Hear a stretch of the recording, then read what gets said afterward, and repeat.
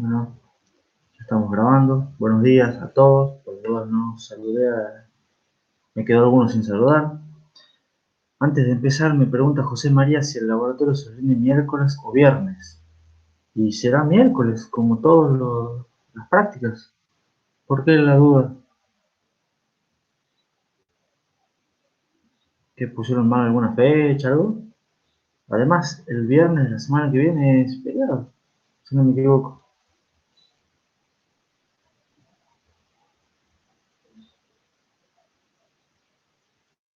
Ah, ok, ok. Está bueno, de todas maneras, siempre está bueno sacarse la duda por las dudas alguien haya metido la pata o no, bueno, no nos hayamos dado cuenta de algún detalle. En principio es miércoles 29, como todas las evaluaciones que venimos teniendo. Bueno, arranquemos entonces nomás con lo que es nuestro tema 8, donde empezamos a ver el diseño de un CPU, de procesador en pipeline. Vamos a empezar siempre con los conceptos clave, los repasos de la clase pasada. La clase pasada diseñamos la unidad de control del procesador de ciclo único. Terminábamos también el pedacito que nos había faltado del diseño del camino de datos. Y lo importante es que vimos que la unidad de control del procesador resulta que es un circuito combinacional, en el cual las salidas de control dependen únicamente de las entradas que vendrían a ser el código de operación de las instrucciones. Entonces, cuando se lee una instrucción después del fetch, lo único que hacemos es separar los bits de opcode, los identificamos, los bits de opcode, que por suerte están siempre en el mismo lugar, y con esas señales ingresamos un circuito combinacional para generar todas las salidas de control que necesita el procesador. Entonces, lo bueno de que sea combinacional es que lo podemos escribir como una tabla de verdad, lo podemos sintetizar con una lógica de dos niveles, que es dentro de todo sencilla. Un detalle importante es que para simplificar el control, que pueda ser así de fácil, lo que hicimos fue que el control de la ALU, con todos los campos función que lleva asociado, vaya separado y vaya a otro control auxiliar, que lo podemos manejar un poquitito de tiempo después, total la ALU se lo usa un poco de tiempo después. Y como les dije recién, digamos, eso se pudo hacer de esa manera, en parte gracias a las ventajas de que tenemos un diseño de ISA que es simple y regular. Después de hacer los análisis, de varios análisis de timing, vimos que la duración del tiempo de ciclo está determinada por nuestra instrucción más lenta, que resulta ser la instrucción load, que es la instrucción que utiliza más etapas funcionales. Y vimos que esto, por más que lo logramos hacer en un ciclo, o sea, logramos hacer que todas las instrucciones se ejecuten en un único ciclo, nos resulta ser que ese ciclo es largo y que en realidad hay muchas otras instrucciones que podrían ejecutarse en un ciclo más corto y que el load las está perjudicando porque tiene que ser el mismo ciclo para todas las instrucciones y por eso nos representa un problema de performance que viene a ser, digamos, grave. Pero lo bueno del diseño del que terminamos la clase pasada tenía dos aspectos, digamos. Uno era que era un diseño completo de nuestro primer procesador y lo que vimos es que tiene mucho potencial de mejora, que es el que vamos a tratar de atacar a partir de la clase de hoy. ¿Alguna pregunta, alguna duda con respecto a la clase pasada?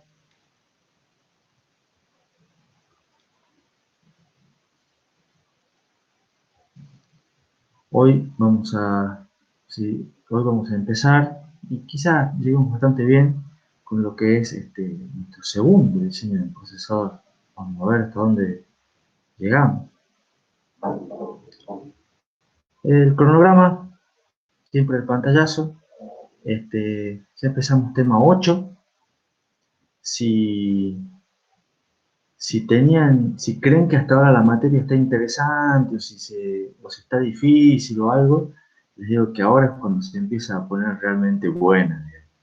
porque empezamos a mezclar muchos de todos los temas anteriores para tratar de sacarle más el jugo a cada ciclo de reloj que se pueda tener, digamos. Los temas que vamos a ver en este tema 8, bueno, primero vamos a determinar cuáles son las etapas del circuito segmentado, vamos a hacer un pequeño análisis inicial de performance, vamos a ver la construcción del camino de datos, o sea, seguimos con una idea similar a lo que hicimos con ciclo 1. Vamos a ver, una vez que tengamos el camino de datos, vamos a ver cómo hacemos con las señales de control. Y después viene qué es lo que pasa con problemas que pueden surgir al hacer un diseño de un procesador en pipeline. Y vamos a ver, esos problemas se conocen como riesgos, y vamos a ver que hay 3 tipos.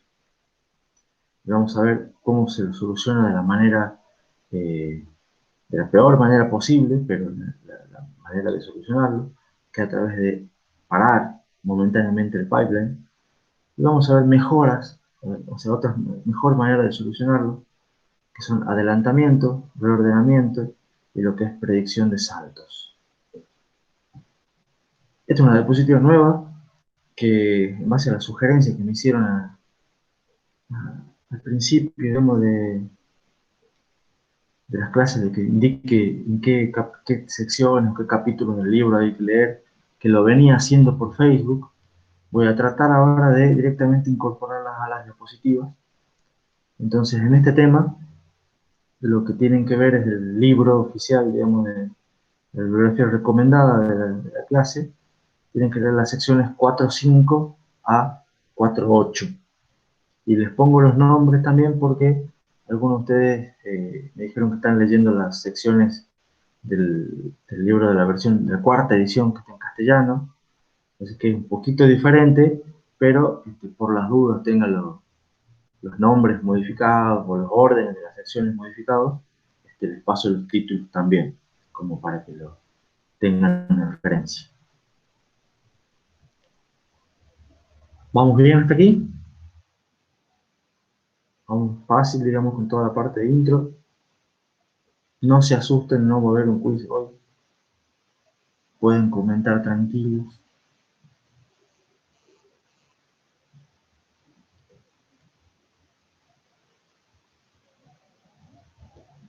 Vamos a empezar con lo que es, o sea, vamos a seguir, digamos, con un repaso. Todavía no vamos a empezar lo que es el tema 8. ¿Qué hemos visto de pipeline?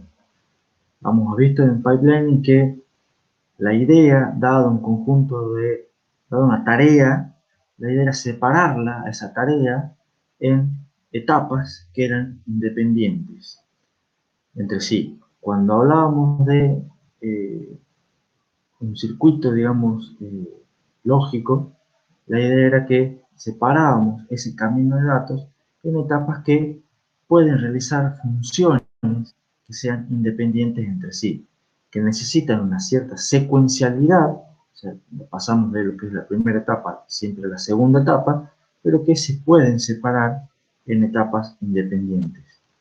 ¿Y cómo se hacía esa separación? Si ustedes recuerdan, hemos visto un caso con un ejercicio de un sumador, ¿se acuerdan? Un sumador de 4 bits, que lo tratábamos de hacer en pipelining, y creo que después ustedes en el práctico vieron otro ejemplo con una ALU, o con varias ALU, no me acuerdo cómo era el caso. La idea era que se ponían buffers intermedios que separaban las distintas etapas. Entonces, de esa manera, la primera etapa podía seguir procesando una tarea, y la segunda etapa, las etapas siguientes, podían ir procesando otras tareas, porque tenían el buffer que separaba intermedios. Lo que vamos a tratar de hacer ahora es, a nuestro camino de datos, convertirlo en un pipeline ideal. ¿Por qué queremos un pipeline ideal? ¿O qué características tenía un pipeline ideal? Que todas las etapas tenían la misma duración y de esa manera eran balanceadas. Teníamos que todas las tareas pasan por todas las etapas para evitar evitar salteos o caminos que se crucen o hacer que sea más complicado el pipeline. Hacemos directamente que todas las tareas pasen por todas las etapas. Y de esa manera, si trabajamos en estado de régimen, vamos a conseguir una aceleración que es igual a la cantidad de etapas. ¿Se acuerdan lo que es? Todo eso es un repaso de lo que vimos en el tema de pipeline. Y después está este dibujito, que es lo que vimos una de las últimas diapositivas del tema pasado, que es nuestro camino de datos de ciclo único. Teníamos todos los componentes, perdón, de vuelta, ahí estamos, los componentes para hacer el fetch, acá, toda la parte de decodificación, con las señales de control, teníamos el banco de registros, que toma los datos de los registros, la extensión de signo por abajo, y teníamos este sumador para el branch, esta ALU para hacer todas las operaciones aritméticas para el load store, la memoria de datos para las instrucciones load store, y después un multiplexor para escribir el dato correspondiente en el banco de registros. Todo eso, insisto, es repaso de temas que venimos viendo. ¿Alguna pregunta hasta aquí?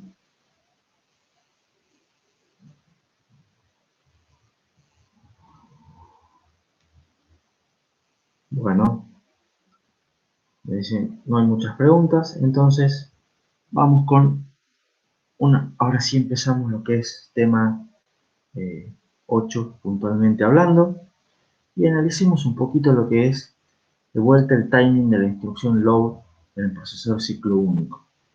Si repasamos un poco la diapositiva anterior y vemos cómo podemos hacer la secuencia, podemos determinar más o menos los siguientes pasos. En un primer paso se hace la búsqueda de la instrucción en la memoria de instrucciones. También podremos decir que aquí se hace la actualización del PC con su sumador que tenía aparte. En un segundo paso podemos decir que hacemos la decodificación de la instrucción con la unidad de control, y también podemos agregar que hacemos la lectura de los operandos en el banco de registros. ¿Por qué agrego eso? Porque la lectura de los operandos en el banco de registros depende únicamente de la instrucción. O sea, sabemos que solamente se leen los operandos. Entonces, para poder leer los operandos del banco, lo único que hace falta es la instrucción. Para poder decodificar la instrucción, también lo único que hace falta es la instrucción. O sea, una vez que la memoria de instrucción nos devuelve la instrucción, ya podemos hacer la decodificación y también podemos hacer la lectura de operandos en el banco de registros. No necesitamos saber qué instrucción es para hacer o sea, no necesitamos que la instrucción esté decodificada para hacer la lectura de los operandos en el banco. Eso es una ventaja de tener un ISA formato fijo, formato de longitud fija y con campos en lugares regulares. Una vez que ya tenemos los operandos y que ya sabemos qué instrucción es, ya podemos hacer la ejecución de la operación, en el caso de que sea una instrucción de tipo R, o en el caso de que sea una instrucción tipo load y store, podemos hacer el cálculo de la dirección a dónde vamos a acceder a memoria, y todas estas dos operaciones, digamos, lo que tienen en común es que siempre utilizan la ALU. Y después podemos definir una secuencia, siempre basándonos en el load. Ya tenemos la dirección acá, la dirección de acceso a memoria, la calculamos en este paso. Entonces lo que podemos hacer usando la ALU, lo que podemos hacer en el cuarto paso es, bueno, acceder efectivamente a memoria para buscar el dato que queremos traer de memoria y grabar en el banco de registro.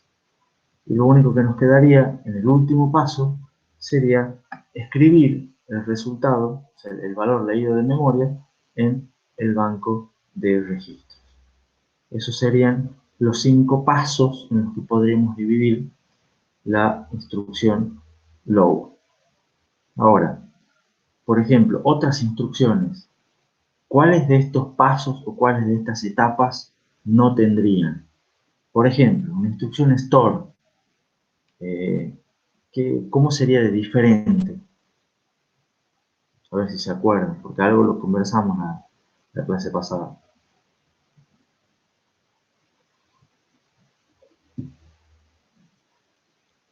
¿Qué tendría de diferente una instrucción store? La instrucción store no tiene la etapa de escritura del resultado en el banco de registro. La instrucción store sería las mismas 4 primeras, con la salvedad que en la cuarta, en vez de acceder a la memoria para leer, accede para escribir. Y la quinta no la tendría a esta etapa. Una instrucción tipo R tiene las 3 primeras iguales, no tiene la cuarta etapa, porque una instrucción tipo R no accede a memoria, y sí tiene la quinta para escribir el resultado en el banco de registro. Entonces, por ejemplo, ahí ven que una instrucción store tendría 4 etapas, no hace falta la quinta. Una instrucción tipo R tendría también 4 etapas, pero la que no tiene es la cuarta, ¿no? Esas instrucciones eran más cortas que la instrucción load, ¿no? Entonces, lo que podemos hacer es directamente a cada paso de la diapositiva anterior, lo ejecutamos en una etapa. Hacemos que esos 5 pasos del load sea cada uno de esos una etapa del procesador. Y lo importante, digamos, de cómo separé yo las etapas del procesador y por qué hice esas 5, o sea, la separación en esos 5 pasos, es que cada paso utiliza una única unidad funcional. ¿Estamos? O sea, fíjense que en el primer paso, vamos a ir para atrás de vuelta, hacemos la búsqueda de la instrucción y utilizamos la memoria de instrucciones. ¿Estamos? En el segundo paso, utilizamos el banco de registros. También la unidad de control, pero en general se pueden hacer los dos en paralelo, como dijimos hace un ratito. En la tercera etapa utilizamos, para estas dos cosas, se utiliza la ALU. En el cuarto paso se utiliza la memoria de datos. Y en el quinto paso se vuelve a utilizar el banco de registros. Entonces, lo importante es que siempre se utiliza una sola unidad funcional en cada etapa. O sea, no accedemos al banco de registro y a la ALU dentro de la misma etapa. ¿Se entiende? Eso nos permite que las etapas sean más cortas, ¿no? Y lo importante es que cada unidad funcional es utilizada una única vez por instrucción, ¿no? Eso parece que es lo mismo que lo anterior, pero no. Fíjense que al hacer que, al separar en esas etapas, digamos, cada unidad funcional, cada instrucción utiliza una única vez cada unidad funcional, ¿no? Parece que dice lo mismo, pero no es exactamente lo mismo. Lo vamos a ver un poquito más adelante también. Esta separación en estas etapas también me permite que queden bastante balanceadas las etapas. Si recordamos cómo se había hecho, cómo eran los tiempos más o menos, y decíamos que en general las memorias duraban un poco más, la ALU quizás duraba un poco más, entonces tratemos de no acceder a la ALU y a memorias en las mismas etapas, para que no sean más largas, y tratemos de esa manera que queden balanceadas. Ahora, al habiendo separado en esas 5 etapas, la idea va a ser que cada etapa se va a hacer en un ciclo. Cada etapa va a demorar un ciclo de reloj. Y ahora vamos a ver ejemplos de cómo sería cómo era con la lavandería. Vamos a ver cómo podemos hacer para que se ejecuten varias instrucciones y todas podamos terminar cada instrucción en un único ciclo también. Lo importante ahora es que, a pesar de que también cada etapa se va a ejecutar en un ciclo, ahora la duración del ciclo no va a estar determinada por la instrucción más larga, sino que va a estar determinada por la etapa más larga. ¿Se entiende? Entonces, antes nosotros en el ciclo único, todas las instrucciones se ejecutaban en un solo ciclo, entonces tenemos que ver cuál era la instrucción más larga.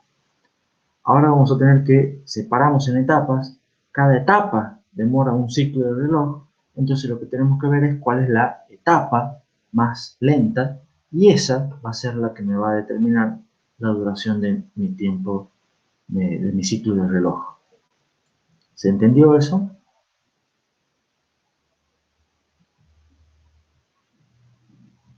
Bueno, pequeña observación, que acá yo dije que cada unidad funcional es utilizada una única vez por instrucción, y en realidad no es tan así. ¿Por qué? Porque el banco de registros se utiliza dos veces.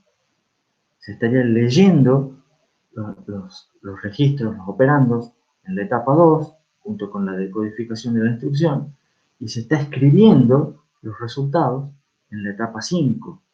Entonces, no estoy, acá estoy contradiciendo, digamos, lo que dije arriba, pero lo que tiene de bueno es que en realidad se puede hacer así porque es como si el banco de registro en realidad son dos operaciones distintas.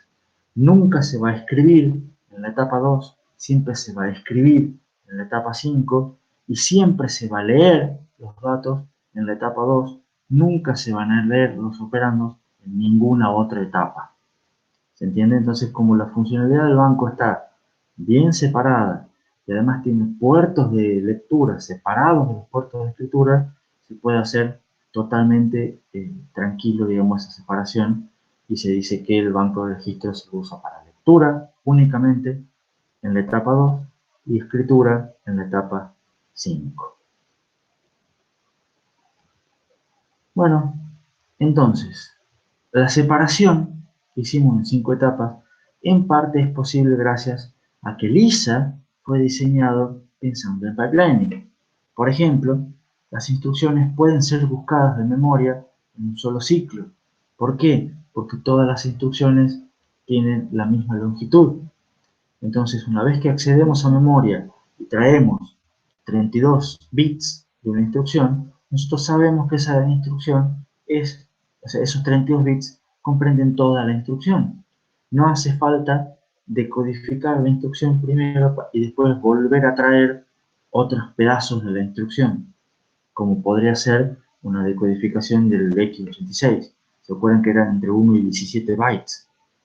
Entonces, al poder hacer que todas las instrucciones se busquen en un solo ciclo, puedo hacer una etapa de búsqueda de instrucción.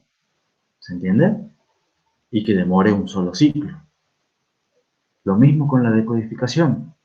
Yo, al tener el formato fijo y al hacer la decodificación como la hicimos de Lisa RISC-V, puedo hacer una decodificación combinacional en el cual todas las señales de control dependen únicamente del opcode. Entonces, de esa manera, es una decodificación sencilla, se puede hacer en un único ciclo. Al hecho de que sea un ISA de tipo load store, me dice que únicamente dos instrucciones pueden acceder a memoria y esas dos instrucciones tienen un único modo de direccionamiento, que es el indexado. Entonces me permite que yo pueda calcular la dirección de memoria en una etapa y luego acceder a la memoria en una etapa siguiente. Si yo tuviera, además, los registros, los operandos de todas las demás instrucciones son leídas en una etapa previa. Entonces, eh, si yo tuviera instrucciones de procesamiento que tendrían que acceder a memoria, y bueno, la ALU la pongo antes o la pongo después, o tengo que poner dos ALUs, o tengo que hacer un lío bárbaro, porque yo no tendría que tener la memoria antes de la ALU, o cualquier otra combinación posible para poder hacer otro tipo de operaciones.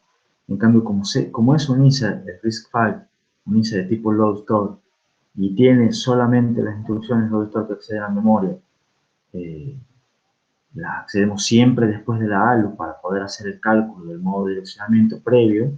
Entonces, es simple, digamos, la separación en etapas que hicimos nosotros. ¿Se entiende más o menos las ventajas del ISA?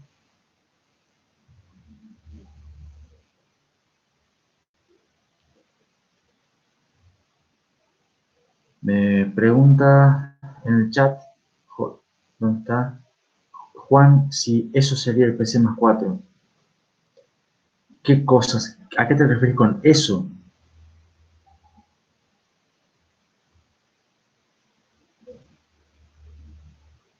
No, porque acuérdate que el PC+4 lo calculamos en la etapa de fetch, lo que sería acá, digamos. No lo calculamos en la etapa de ejecución. El fetch, para hacer PC+4, tenía su propio sumador. ¿Te acuerdas que lo habíamos dejado en lo que sería la etapa de búsqueda de la instrucción?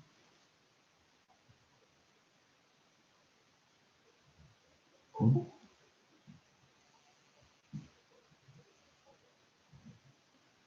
No sé si... ¿A qué se refiere con calcular? Acá, cuando dice acá calcular la dirección de memoria, es la dirección de memoria con la que se va a acceder a la memoria de datos. Es la dirección de memoria que necesitan las instrucciones load y las instrucciones store. Que esas sí necesitaban la ALU para poder acceder a la memoria de datos. ¿A qué datos yo iba a leer o iba a escribir en la memoria de datos? Ahora entendí la pregunta. Claro, porque eran memorias separadas, exactamente. Bueno, entonces veamos un poquito cómo sería la performance de lo que viene intentando ser nuestro diseño en pipelining versus nuestro diseño en ciclo único. Entonces nosotros teníamos que, supongamos los mismos retardos que vimos en el procesador de ciclo único.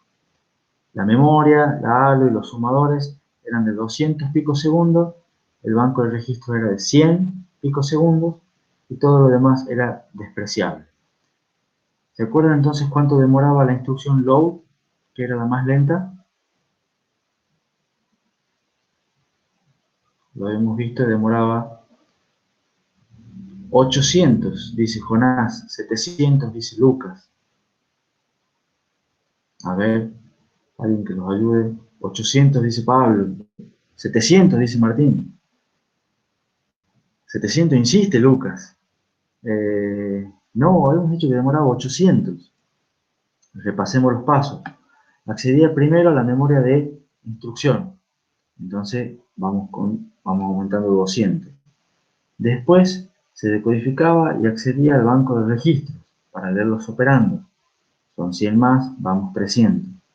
Después la instrucción load tenía que calcular la dirección de acceso a memoria, eso lo hacía con la ALU, entonces son 200 más, vamos 500.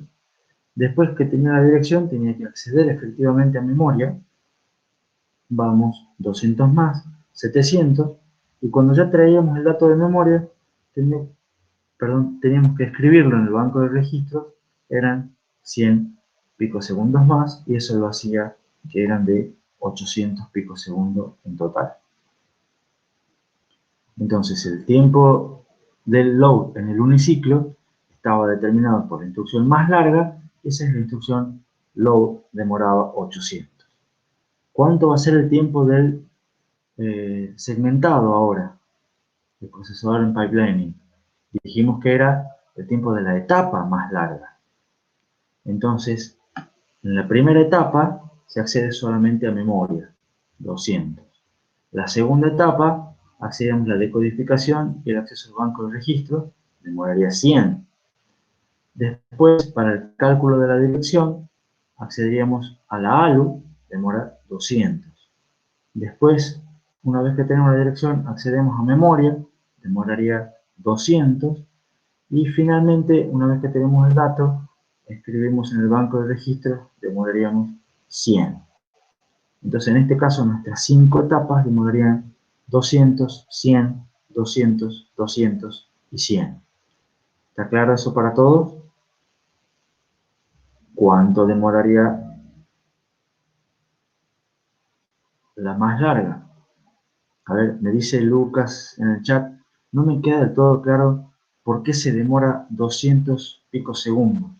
Podríamos analizarlo sobre el esquema que ya teníamos y, o sea, sobre el circuito. Bueno, te puedo poner donde estaba acá. ¿Qué es lo que no te queda claro? ¿Por qué es 200 o por qué 800? 200 es porque al separarlo, que después te voy a mostrar un dibujo separado, capaz que lo ves ahí, pero la idea es, volvamos a repasar cómo son todos los pasos. Primero accedes a memoria, y eso te demora 200. Después accederías a todo lo que está acá, el banco de registros, la unidad de control, todo. Eso te demoraría 100. ¿Hasta ahí vamos bien? Luego accedemos a todo lo que es la ALU, eventualmente este otro sumador si querés, pero esto sería otros 200. Luego accedes a esta memoria, sería otros 200, y después volverías a escribir en el banco de registro, y sería otros 100. Esos eran los 800 que hemos calculado para la instrucción load. Ahora, al separarlo, con las etapas que dijimos que íbamos a separar, que lo dijimos, no, todavía no mostramos ningún dibujo, la primera etapa sería 200 por acá, 100 por acá, 200 por acá, 200 por acá y 100 por acá. Entonces lo importante es que ahora el tiempo de ciclo va a estar determinado por la duración de la etapa más larga. Y nuestra etapa más larga, hasta tenemos 3 etapas más largas, por decirlo así, que demoran 200. Y las otras dos serían etapas quizás más cortas, que demoran 100, pero lo que dijimos al comienzo es que vamos a tratar de hacer un pipeline ideal. Entonces, todas, el clock va a ser el mismo para todos, y todas van a terminar demorando 200 picosegundos. ¿Se entiende ahora todos por qué el tiempo del procesador en pipeline es de 200 picosegundos? ¿Alguno tiene alguna duda?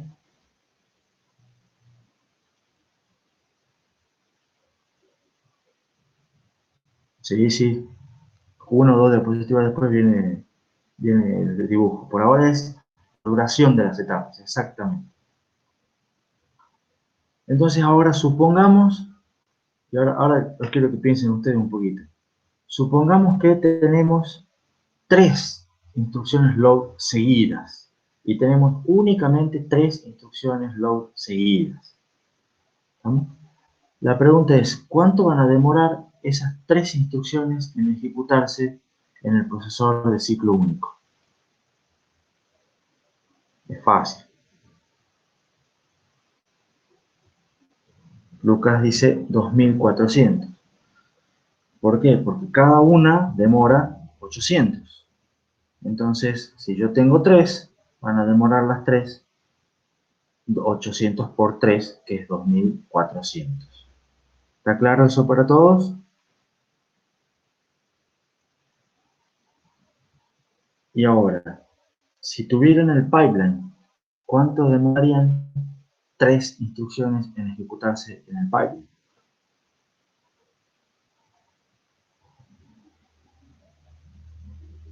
Algunos dicen 1000. Después Lucas solo se corrigió y dijo 3000. Juan me hace la pregunta en estado de régimen. Es una buena pregunta. Y en realidad, no es estado de régimen. Son solamente 3. Entonces ahora Nacho y Lucas parece que están de acuerdo en que demoran 3000.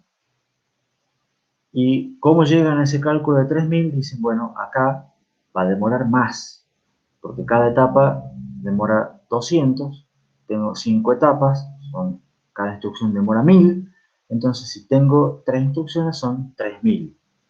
Pero parece que Nacho y Lucas no se están acordando que la idea, de cuál es la idea del pipeline. La idea del pipeline era ir pasando, digamos, las instrucciones, o sea, la lavandería. Yo podía empezar a secar, y mientras yo secaba, ya podía empezar otra instrucción a lavarla. Entonces, esa es la idea del pipeline. O sea, a medida que se desocupa una unidad funcional, la podemos empezar con otra instrucción. Entonces, ustedes pueden, cuando el load, la primera instrucción load pase de algún modo a ser decodificada, ustedes ya pueden empezar a hacer el fetch de la siguiente. ¿Se acuerdan? ¿Se acuerdan por lo menos en la cabeza el esquemita de la lavandería?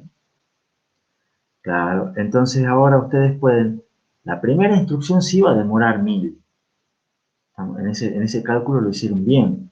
Pero ahora, una vez que termine la primera instrucción, ya la segunda instrucción ya va a estar en el pasito anterior.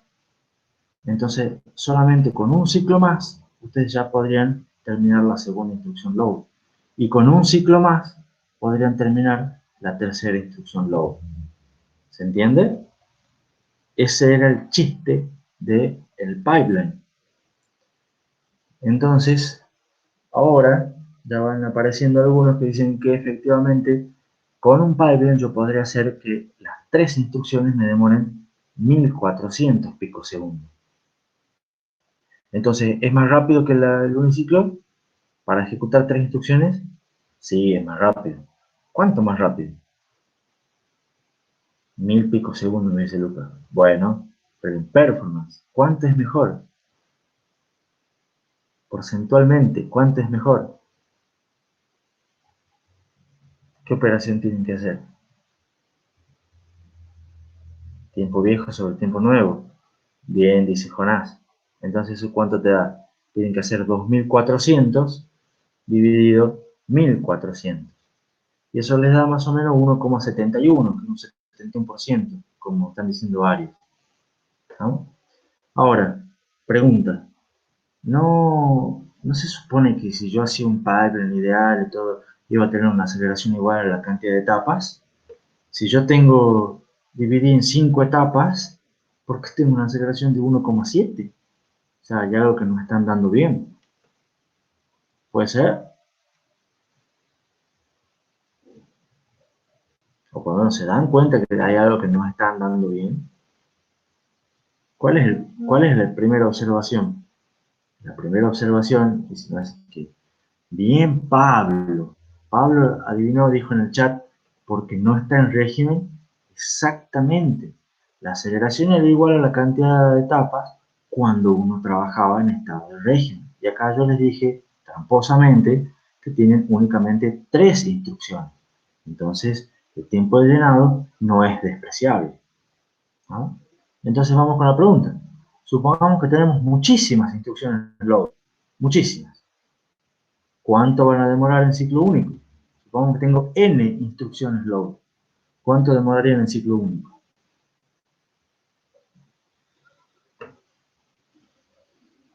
Bien, es fácil, 800 por n. Todas demoran lo mismo, ¿no?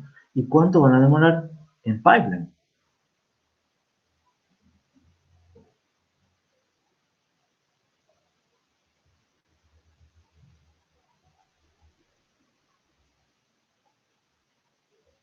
La idea es que van a tener un tiempo de llenado y a partir de ahí, si todo fuese ideal, van a terminar sacando una instrucción en cada ciclo T.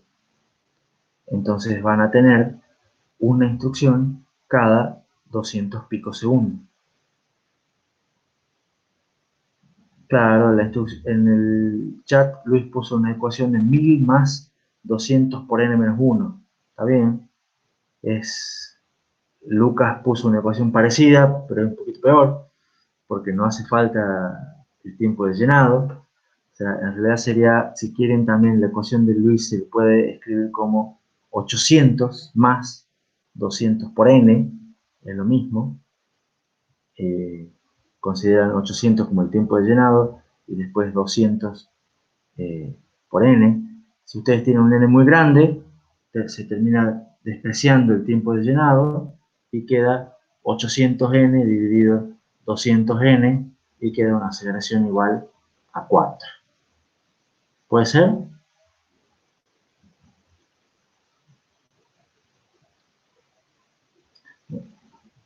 ¿Entienden todos cómo llego yo a una ecuación, una aceleración igual a 4?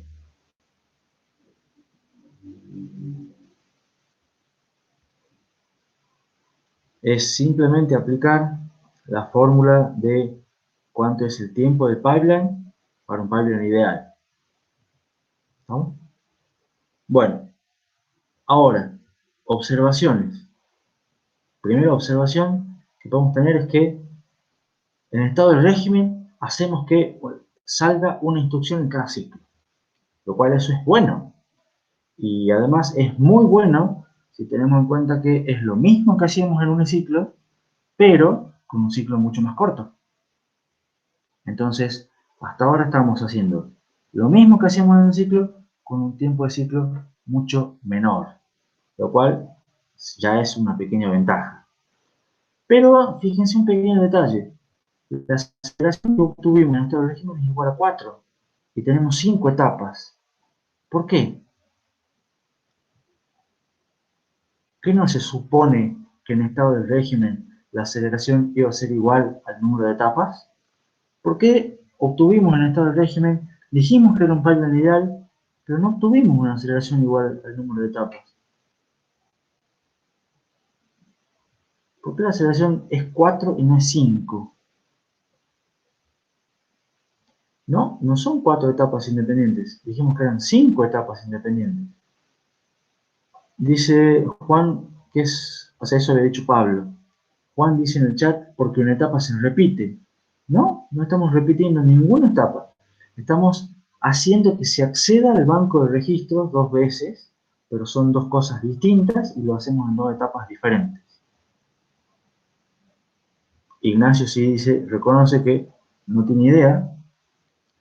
Y el truco está lo que dice Pablo, justamente lo que dice Pablo ahora en el chat, porque al poner todas las etapas a 200 picosegundos, perdemos un poco de tiempo, porque las etapas no eran perfectamente balanceadas.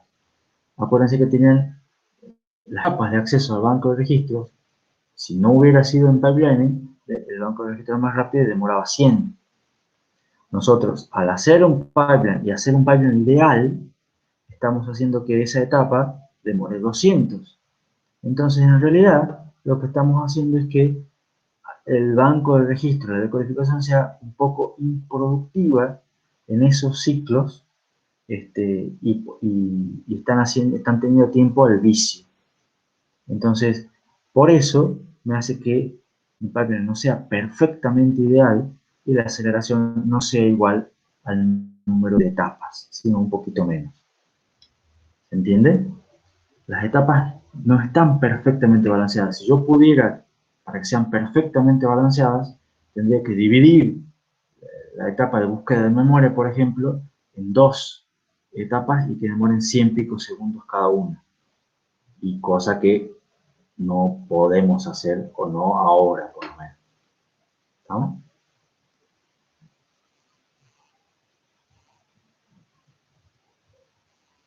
Augusto me pregunta, ¿no corremos el riesgo de que el banco de registros deba ser usado 2 veces por 2 etapas distintas en el mismo lapso de tiempo? Ya vamos a ver que por cómo está hecho, no corres ese riesgo. Y Pablo pide después que suban 10 puntos de ese evaluativo. No sé a cuál evaluativo, pero bueno, no importa, ya está, ya llegamos. Lo importante es que ahora lo entiendas, Pablo, y que lo entiendas para los parciales también, y que lo entiendas al final de la materia, no importa la evaluación. Ahora, en un par de diapositivas ya vas a ver, Augusto, que no corres ese riesgo, digamos. Y cuando lo veamos el dibujo te va a quedar un poco más claro.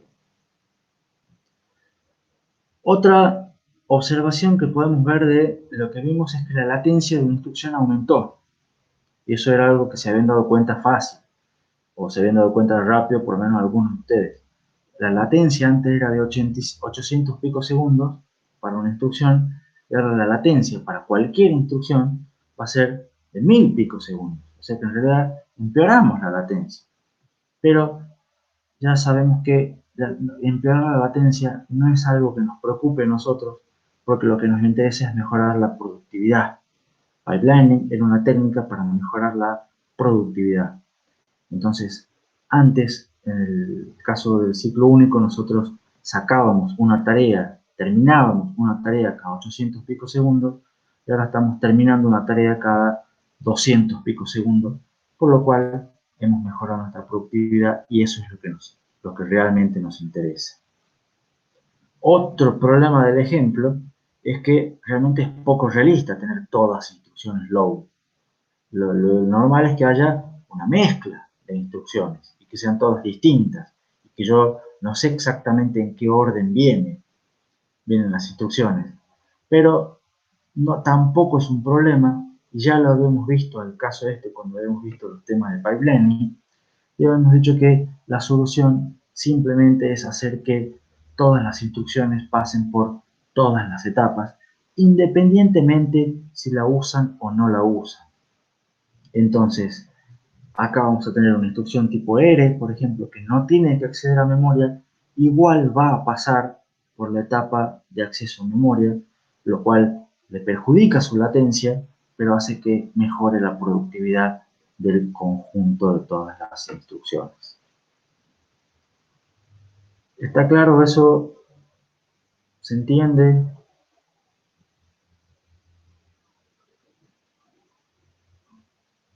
Y hacemos que pase por esa etapa y no le damos ninguna señal de control a la memoria. Hacemos que la memoria no lea y no escriba. Juan preguntó en el chat, ¿cómo hacemos para que pase por la etapa de acceso a memoria y que no haga nada? No activamos ninguna señal de control para la etapa de memoria. Tenemos todas las señales de control desactivadas. Ya vamos a ver las señales de control. Por lo pronto nos quedamos con el concepto. Ahora, quizás con estas diapositivas los ayude a varios a entender cómo queda nuestro camino de datos en pipeline. La idea primera es, dijimos, partamos de la base del camino de datos de ciclo único y lo separamos mediante registros intermedios. Esos registros, la idea es que mantengan la información producida en el ciclo anterior. Y nos queda una cosa como esta. ¿Qué es lo que vemos aquí? Vamos a ir viendo por partes. Acá teníamos la misma parte para búsqueda de la instrucción que teníamos antes. Entonces, dado el PC, se busca la instrucción y se hace PC más 4 y se vuelve el caminito para acá. La única diferencia que puede ser notoria es que este multiplexor antes lo teníamos por acá. ¿Se acuerdan? Estaba después del sumador del salto. Lo que hicimos fue, lo movimos, trajimos, digamos, los cables largos y lo pusimos al multiplexor aquí de este costado. Pero esto es todo lo que se haría en la etapa de búsqueda de instrucción. Y la memoria nos devuelve nuestra instrucción y en vez de pasarle esos valores al banco de registros, lo que hacemos es los guardamos en un registro intermedio. ¿Se entiende? Y fíjense, acá otra pequeña observación es que el valor de PC, por ejemplo, para las instrucciones de salto, lo sumábamos aquí con el sumador, porque aquí teníamos la constante y toda la historia. ¿Se acuerdan para las instrucciones de salto? Pero ahora yo el PC lo tengo acá. ¿Qué es lo que tengo que hacer? Lo tengo que también pasar y escribir en el registro de separación. ¿Para qué? Para que después se pase y después se pase y se pueda sumar el PC correspondiente. Se va propagando, digamos, la señal hasta que es utilizada en la etapa que corresponde. ¿Se entiende eso? Yo no puedo tirar un cable de PC de acá, por ejemplo, no puedo saltearme los registros y poner el cable acá. ¿Por qué? Porque voy a estar sumando un valor distinto, un valor temporalmente distinto de lo que esté en este cable, de lo que está en este cable.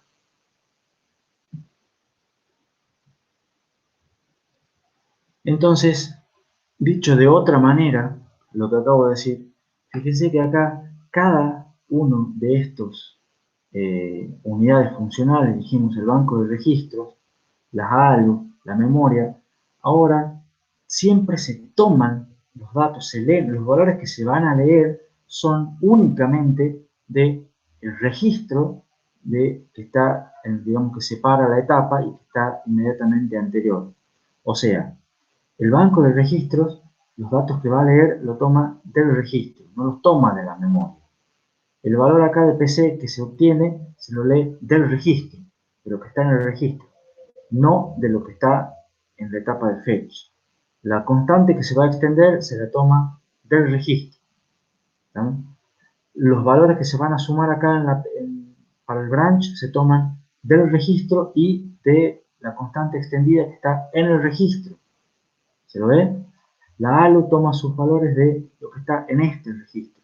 Siempre cada circuito que está en una etapa toma sus valores de lo que está en el registro anterior. No de lo que está en la etapa anterior, sino que toma del registro. El registro es lo que me separa lo que está de un lado de lo que está del otro. Y por supuesto, cuando produce sus resultados, los guarda en el registro. ¿Se entiende el concepto? ¿Se entiende la idea?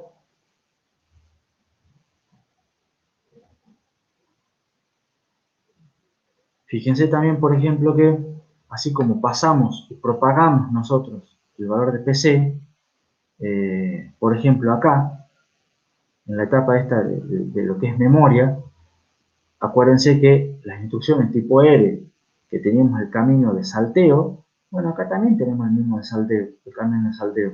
Lo pasamos por acá. Entonces, yo lo que voy a grabar en este registro va a ser tanto la salida de memoria y voy a grabar también la salida de la ALU. Simplemente la voy a propagar. ¿Por qué? Porque después, cuando tenga que escribir en el banco, tengo que elegir qué es lo que voy a escribir. Entonces, propago las dos señales. Esta accede y este es solamente un cable, pero lo propago igual. Lo mismo pasa acá con el registro de escritura, que era el utilizado en las instrucciones store.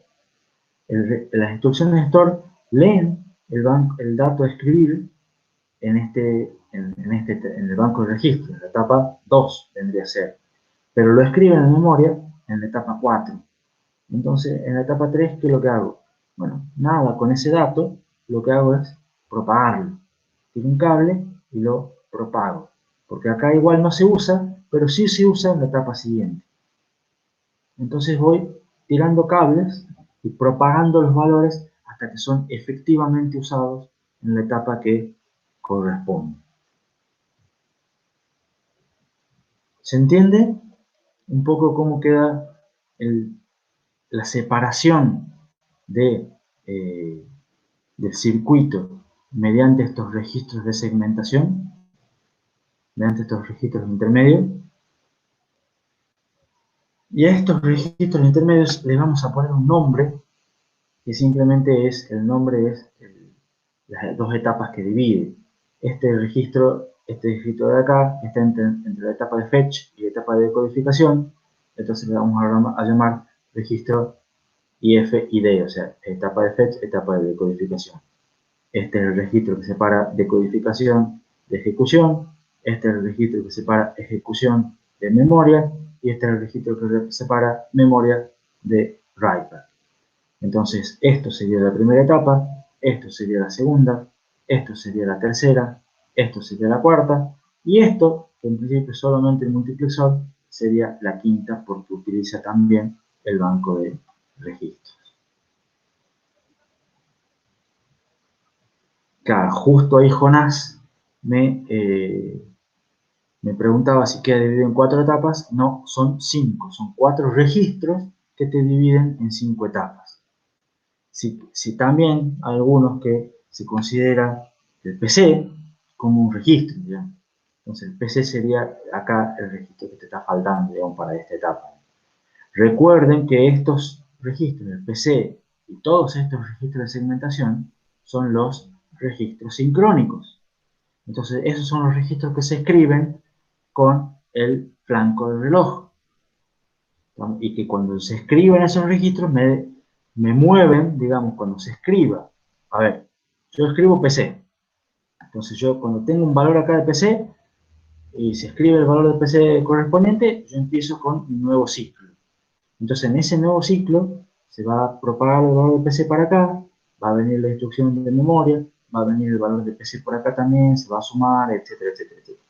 La memoria va a leer la instrucción correspondiente, la va a poner acá.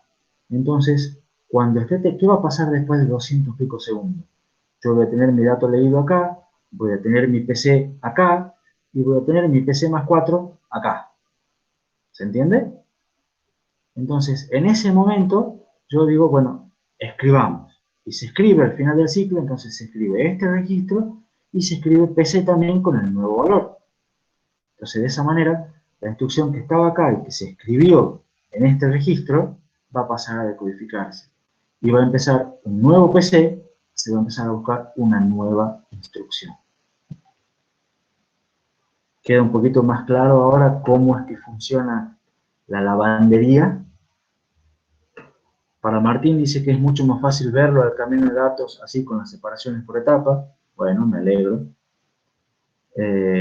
Augusto pregunta, el último MUX que se conecta directo al banco, ¿no debería ir a un registro antes de entrar al banco?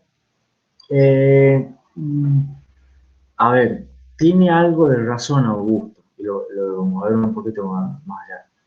Pero el último MUX, este MUX, me dice de dónde voy a tomar el dato, si lo voy a tomar de la memoria o si lo voy a tomar de la ALU. Y a la larga los dos datos que está tomando, los está tomando de un registro. Y ese valor va y lo escribe en el banco de registro. O sea, sí lo está tomando de un registro, lo está tomando de este registro. No sé si eso es lo que preguntaba Augusto. Fíjense que siempre todas las flechitas salen, todas las flechitas que se usan en algún lado salen del registro anterior. Por más que esta flecha parezca que es continua, no. La flecha viene acá, se escribe en el registro y acá se lee del registro.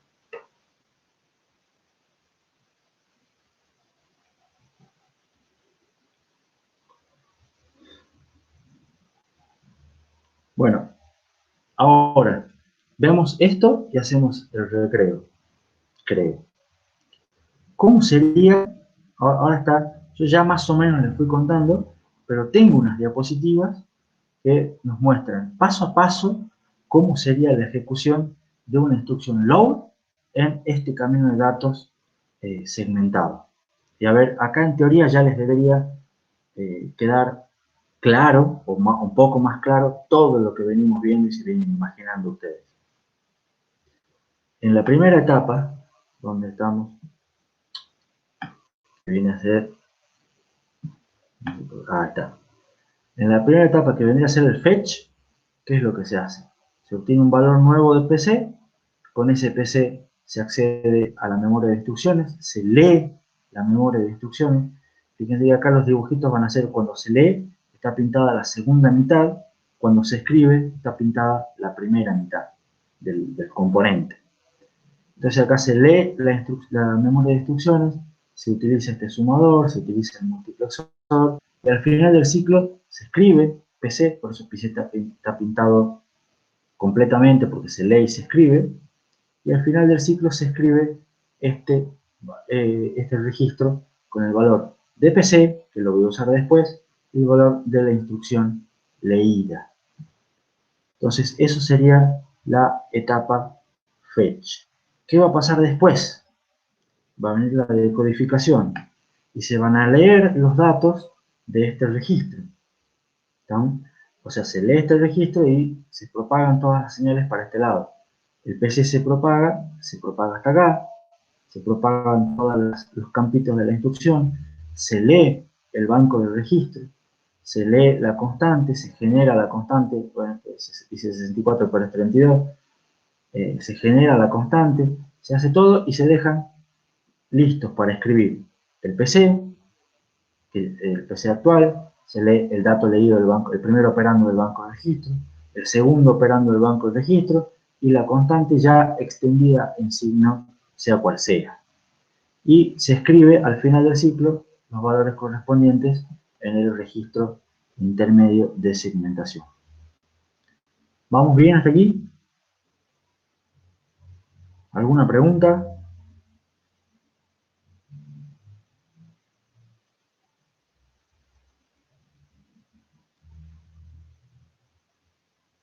Bueno, en la tercera etapa se toman los datos de este registro, se elige según cuál sea el operando de la ALU opera, si es un branch eventualmente se va a hacer, pero como la instrucción load no es un branch, no hace, esto no hace nada, Acá se elige que se tome el dato de la constante, porque estamos en la instrucción load, calculamos la dirección efectiva de la memoria, y lo que hacemos es, se guarda el valor leído, el valor de la dirección, perdón, que se calculó con la ALU, se lo guarda en el registro, y también se guarda, por las dudas, este registro, que no lo vamos a utilizar, pero se guarda todos los resultados en el registro intermedio de segmentación.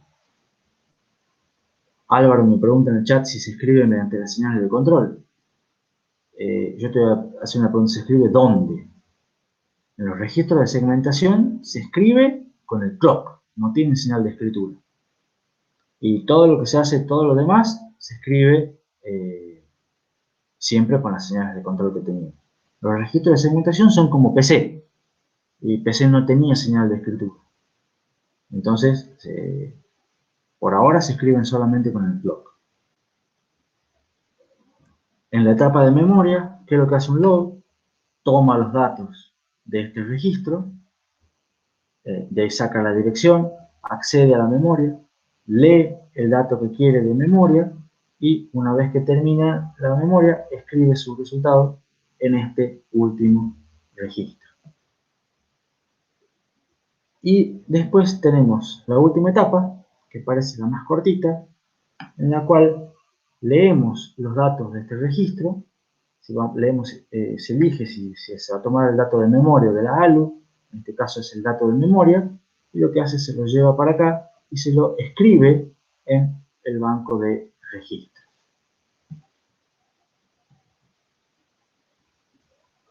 ¿Estamos? ¿Alguna pregunta?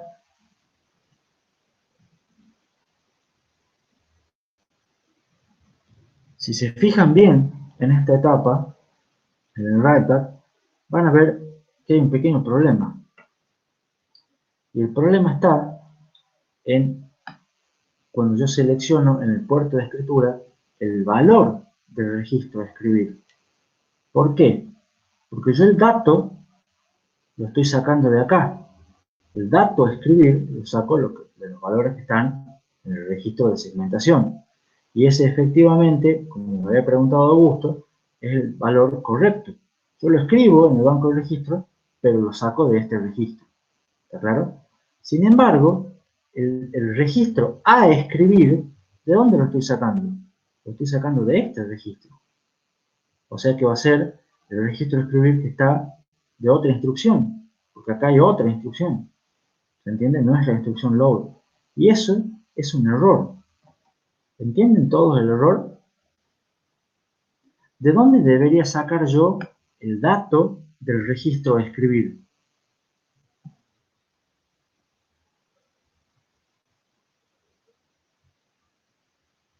A ver si alguno está medio despierto como para contestar. Del multiplexor, y no es la respuesta correcta, porque el multiplexor me Profesor, selecciona cuál dato voy a escribir. Y el multiplexor está funcionando bien y es el mismo que teníamos antes. profesor, ¿no le podría poner ahí nomás donde está la flechita 3 registros más como para que se demore? ¿O algo que se demore al mismo tiempo que las otras etapas? Claro, lo que plantea Pablo está bien, es correcto. Lo que tengo que hacer de algún modo, o dicho de otra manera, es, lo que me plantea Pablo es que esto tendría que de algún modo hacer que se demore. Y tiene razón. Y yo, desde otro punto de vista, digo, ¿de dónde tengo que tomar este dato? No lo tengo que tomar de este registro, sino que lo tengo que tomar de este registro. Entonces, lo que tengo que hacer es, de algún modo, esta flechita, no mandarla para acá, sino propagarla, ir propagándola en los registros para que se demore, como dice Pablo, y eventualmente se lo lea cuando se lo necesita, que es en la etapa de write back. Entonces, en realidad, queda así.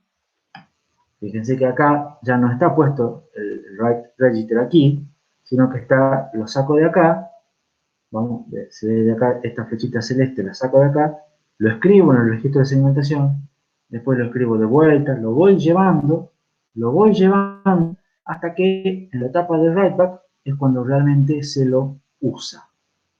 Entonces, acá lo estoy tomando y escribo. ¿Dónde tengo que escribir y qué tengo que escribir? Los dos datos salen del registro de segmentación de la etapa 5. ¿Se entiende? Perfecto, dice Lucas.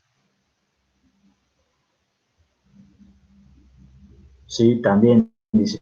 Es la misma idea que me habías dicho vos, Pablo. O sea, se va, claro, se va manteniendo el valor, se va propagando por el pipeline para ser utilizado cuando se lo necesite. O sea, son dos las ideas que son la misma, digamos. El valor, por más que yo no lo uso en una etapa, si lo voy a necesitar más adelante, lo paso igual al registro de segmentación siguiente.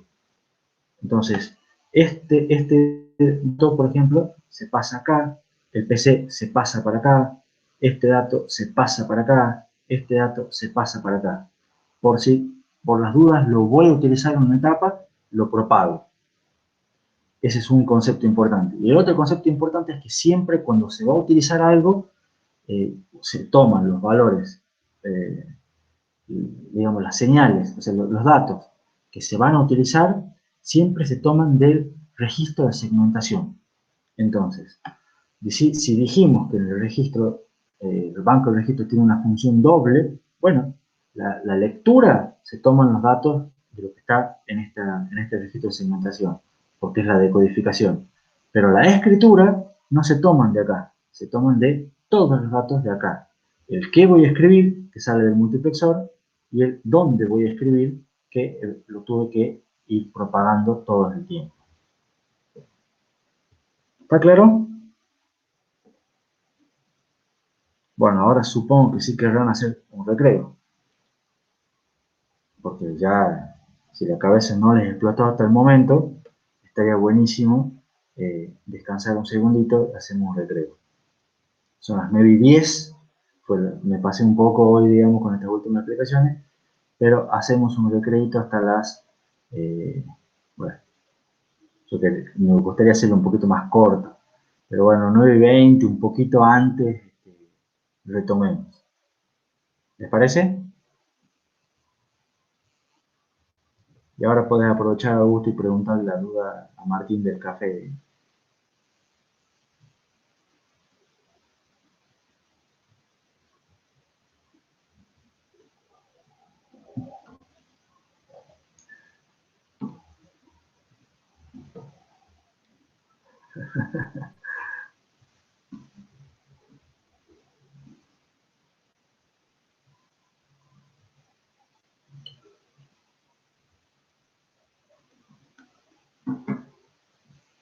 Te están envidiando la cafetera o el café o algo. Con las fotos que mostraste el otro día, Martín, quedaron todos enamorados de la cafetera o del café.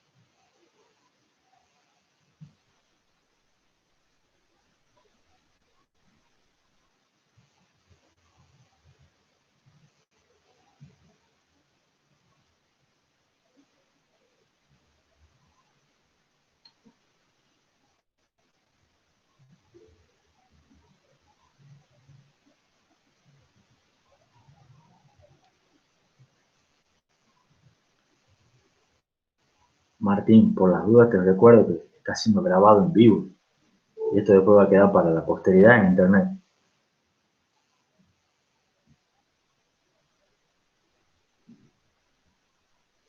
Capaz que sea grave, capaz que no. No sé si tendrá acomodada la habitación. Yo por las dudas aviso.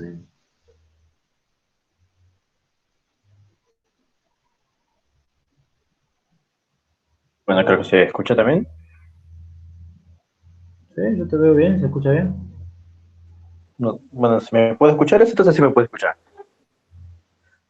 No sé si que están ahí los chicos o no. Mirá la cafetera, ¿qué tal? Un lujo. Es viejita, sí debe tener varios años esta.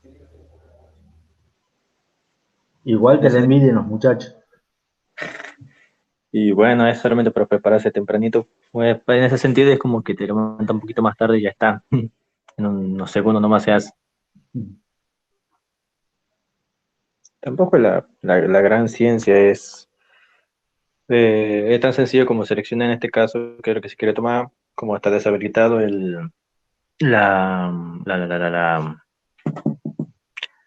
no me sale el nombre ahora, pero para ingresar la ficha directamente está liberada ahora. Solamente se selecciona el servicio y ya está. En las otras estamos implementando en otros lados, cambiamos este módulo por por todo un modulito que tiene una base de datos en la cual se ingresa un usuario, una contraseña, en función del crédito que tenga cargado se puede acceder a tomar o no y cosas así. Che, y tiene café nada más, pues tiene muchas variedades. Pues todo lo que pueda hacer vos variedades en función con el café, leche y chocolate.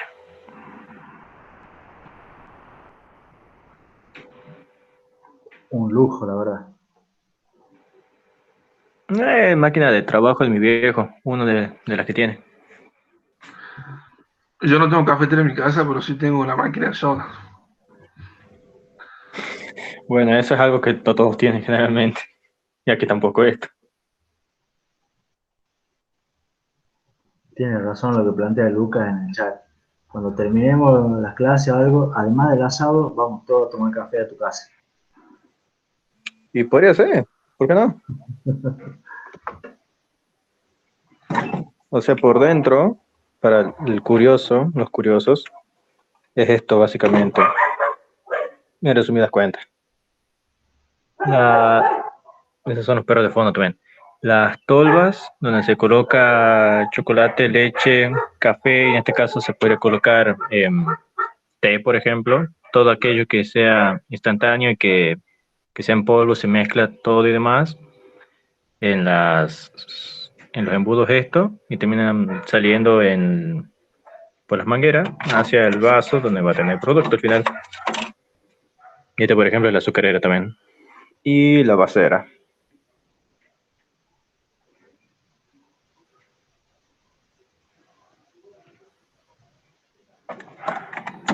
Es mucha ciencia tampoco.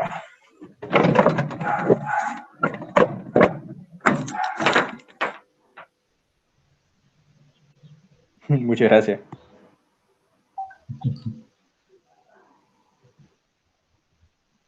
No, al revés, gracias a vos por mostrar un poco la cafetera, sacarle la duda a los muchachos y hacernos el recreo un poco más ameno. En ese sentido yo no aproveché el recreo, así que ya vengo. Dije, Bueno,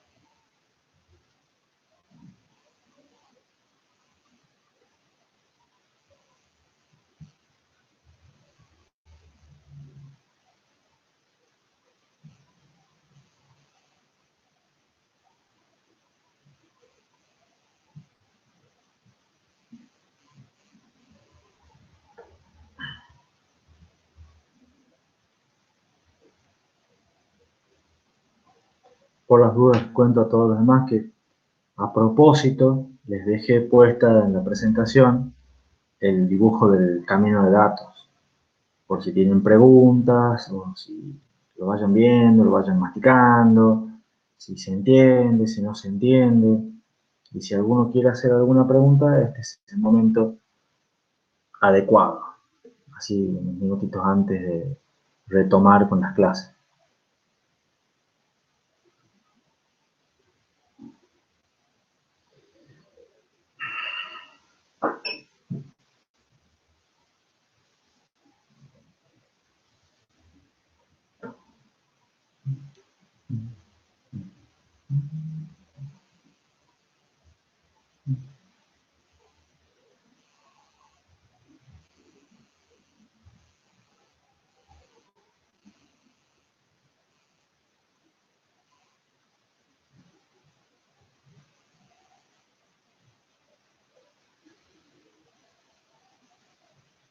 Me pregunta Álvaro en el chat si este modelo ya es el final o sigue mutando.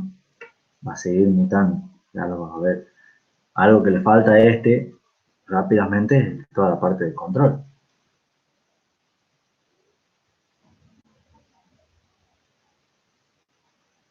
¿No? Y va a seguir mutando bastante, no te preocupes por eso. Pero va queriendo, vamos en camino. Bueno, siendo las 9:20, voy a contestar la pregunta de Ignacio y después retomamos con la clase. Dice, el error que vimos no se da sin los registros de segmentación. Claro, si vos no tuvieras los registros de segmentación, eso no es un error porque sigue siendo todo secuencial. O sea, los datos se van propagando y eventualmente se esperan hasta que los datos lleguen a los valores correctos. Digamos. No se da si no tenés pipeline, exactamente. Tiene razón lo que dice Lucas. Es un error que ocurre porque tenemos un pipeline. En el circuito anterior, como era un ciclo, todo se ejecutaba en el mismo ciclo, entonces vos simplemente esperabas a que las señales lleguen, ¿no? Pero era siempre la misma instrucción.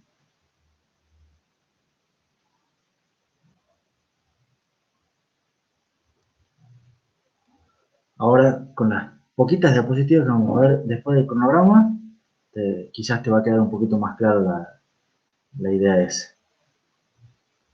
Me gustan algunas preguntas porque como que van anticipándose. Significa que quizás voy lento, pero bueno. Bueno, retomemos. Retomamos con el cronograma, que la idea es que hoy empezamos el tema 8, ya vieron. Seguramente el lunes lo terminamos. Y si tenemos tiempo, empezamos el tema 9, eso ya vamos a ver. Lo que es seguro es que va a haber clase el lunes.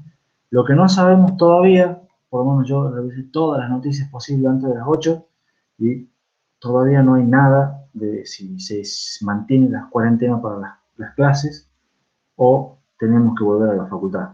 Así que la recomendación va a ser la misma de hace 14 días. Estén atentos. Cuando salga algo oficial, yo lo voy a publicar por Facebook, por todos lados, o por casi todos lados. Y yo estimo que vamos a seguir online, pero vamos a ver realmente qué es lo que pasa.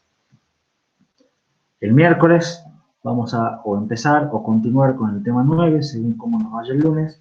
Y ya saben que el miércoles a las 13 tienen la clase práctica con la evaluación del laboratorio 1 y donde va a estar publicado el enunciado de la guía del práctico 4.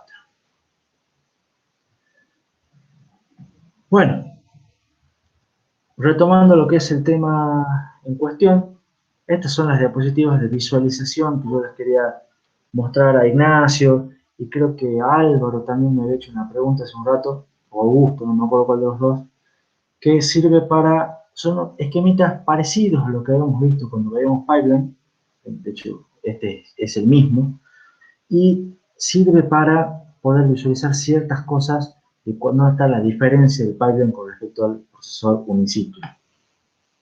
Acá ustedes tienen un programa en instrucciones, por ejemplo, ustedes escriben un load, una instrucción de resta, una suma, otro load y otra suma. ¿Lo ven? Escriben el registro 10, 11, 12, 13, 14. Esto es una instrucción, como ustedes escribirían un programa, y están ejecutadas en orden secuencial. ¿Se entiende? ¿Cómo se va a ir propagando esto en el pipeline? Esto es tiempo, ¿estamos? Nuestros ciclos de reloj. La instrucción load va a entrar, se va a hacer primero el fetch, después el decode, después la ejecución, después el acceso a la memoria y después el write back. La idea es que la instrucción siguiente, la resta, igual va a pasar por todas las etapas y va a ser la instrucción, el fetch, decodificación, ejecución. Va a pasar por la etapa de memoria, en la cual no va a hacer nada, pero va a pasar igual. Y después acá va a terminar siendo el write back. La add, que es una instrucción de tipo R, va a ser el fetch, decodificación, ejecución. Va a pasar por la etapa de memoria también sin hacer nada y va a ser el write back. ¿Vale? Entonces acá ustedes pueden ver que eventualmente acá termina una instrucción, acá termina otra, acá termina otra, acá termina otra, acá termina otra. Entonces acá se va viendo cómo el pipeline funciona, digamos, y a pesar de que todas las instrucciones, su latencia individual está alargada, está más lenta, por la productividad del pipeline estoy terminando una instrucción cada ciclo de reloj. ¿Estamos? Entonces de esta manera tengo una productividad que es de mucho más alta que la del procesador uniciclo. O sea, en realidad es la misma del procesador uniciclo, los dos terminan una instrucción en cada ciclo de reloj, pero el ciclo de reloj acá es mucho más corto, porque depende de la etapa más larga y no de la instrucción más larga. Entonces, con este dibujito nos permite observar otra cosa también, que es muy importante. Fíjense acá en este T5, digamos, este ciclo 5, ustedes van a tener, va a ser la primera vez, digamos, en este dibujo, que van a estar utilizándose todas las etapas. ¿No? Entonces, si esto fuera en estado de régimen y yo tuviera mucho más instrucciones, estaría esta mucho más repetido. Todas estas 4 de acá, los 4 primeros son el llenado, y después tendrían repetido muchas veces esta etapa de aquí, digamos. Y esto sería lo que es el vaciado del pipeline. Ahora, lo importante de esto, de este ciclo, digamos, que nos muestra este ciclo, es que ustedes, en un mismo instante, están teniendo en ejecución 5 instrucciones diferentes. ¿Ven ese concepto y ese concepto? Eso era algo que no sucedía antes con el ciclo único. Ustedes en cada ciclo, en el ciclo único, ejecutaban una única instrucción. En cambio ahora, en un único ciclo, están ejecutando 5 instrucciones de manera simultánea. Una instrucción, la primera, está en la etapa de write back, otra instrucción en la etapa de acceso a datos, de memoria, otra instrucción está en la etapa de ejecución, otra instrucción diferente está en la etapa de decodificación y otra instrucción diferente está en la etapa de búsqueda, en la etapa de fetch. ¿Estamos? Entonces, entender bien ese concepto es parte de la clave de entender el funcionamiento del procesador en pipeline. Ustedes ahora tienen en un instante dado 5 instrucciones ejecutándose simultáneamente en el procesador. Cada una en distintas etapas, y eso es posible porque las etapas son independientes y porque tienen los registros de segmentación.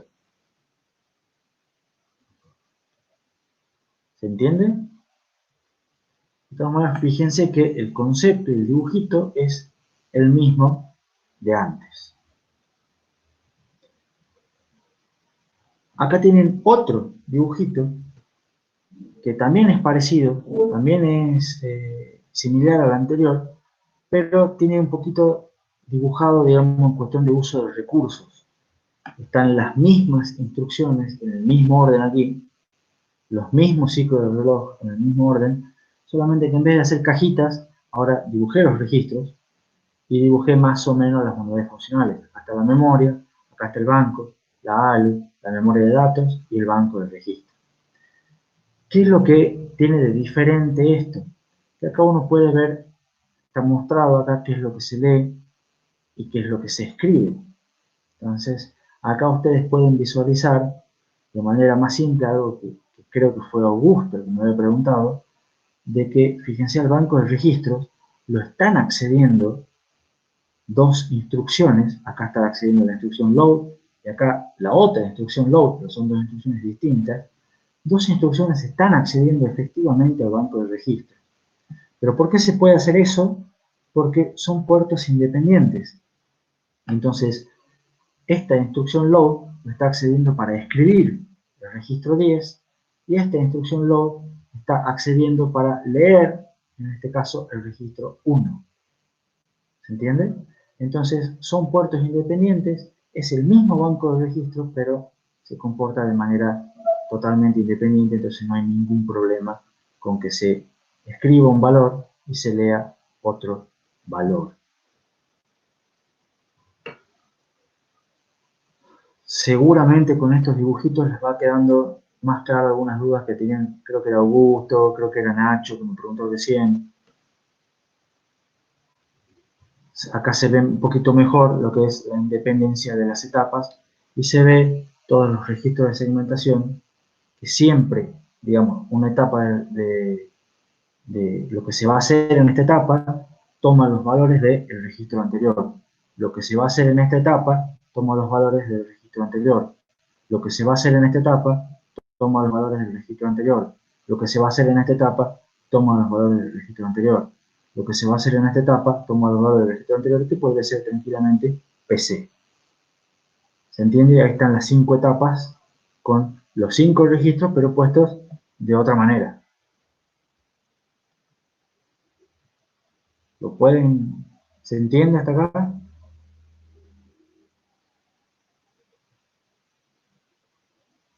Sí, dice Nacho, sí, dice Jonás. Álvaro me pregunta si los registros intermedios tienen algún tamaño específico y van a tener el tamaño necesario para almacenar todos los datos que necesiten almacenar. Entonces, algunos van a ser más cortos, algunos van a ser más largos, pero ustedes tienen que ver en el camino de datos, lo vamos a ver inclusive un poquito después también, que tienen que guardar todos los valores que sean necesarios para las etapas posteriores. Entonces, si yo tengo que guardar muchos valores, bueno, va a ser un registro muy largo, digamos. No es que van a tener un tamaño fijo, van a tener el tamaño que sea necesario para todos los datos que sean necesarios para las etapas posteriores. Esa es la respuesta genérica. De hecho, creo que hay un ejercicio práctico donde les pide que se fijen los tamaños de los registros. Y acá tienen el último dibujo de visualización. Es también basado, es parecido al dibujo anterior donde se podía ver las etapas, pero a su vez acá está con las instrucciones que les conté recién, las mismas 5 instrucciones. Y esto es lo que es una instantánea de un ciclo en particular. O sea, lo que era acá el ciclo 5, o lo que era también acá el ciclo 5, yo le saco una foto y quiero ver a ver qué es lo que está pasando en ese instante en el procesador. Y ustedes, con el canal de datos, como lo vieron ustedes, van a ver que hay una instrucción en fetch, que es esta, otra instrucción en decodificación, que es esta, otra instrucción en ejecución, que es esta, otra instrucción en memoria, que es esta, y otra instrucción en writeback, que es esta. Fíjense que las instrucciones más, digamos, las primeras instrucciones del código, las instrucciones anteriores en el código, son las que suelen estar más avanzadas en el pipe. Son las que están en etapas posteriores del pipe. Fíjense de vuelta acá, acá tenemos este load en la etapa de writeback, este load en la etapa de codificación. Entonces acá vemos el primer load en la etapa de writeback y el segundo load en la etapa de decodificación. Acá, cuando ustedes lo visualizan así en un pipe, así en un ciclo particular, siempre la instrucción más vieja es la que está en la etapa más adelante, en la etapa final. Las instrucciones más nuevas son las que van a estar en fetch y en decode. Y lo importante es que ustedes vean de vuelta que hay 5 instrucciones distintas. Entonces, cuando ustedes en un pipeline les pregunten qué instrucción se está ejecutando en un determinado ciclo del pipeline, es muy probable que no sea una única instrucción, sino que tengan tantas instrucciones como etapa tenga ese pipeline. Por supuesto, sin considerar tiempos de llenado, tiempos de vaciado, siempre hablando de estado de régimen.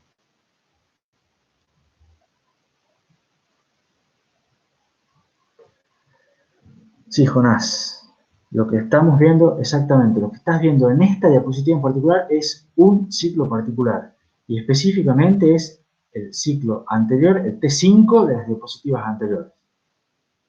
O sea, este T5 de acá, que yo te lo mostré así, ahora te lo muestro así. Entonces tenés un instante de T5 y las instrucciones están puestas de manera espacial, si lo querés ver así, para que ustedes vean, visualicen el mismo pipeline de maneras diferentes. Y tienen que poder interpretarlo de cualquiera de las tres.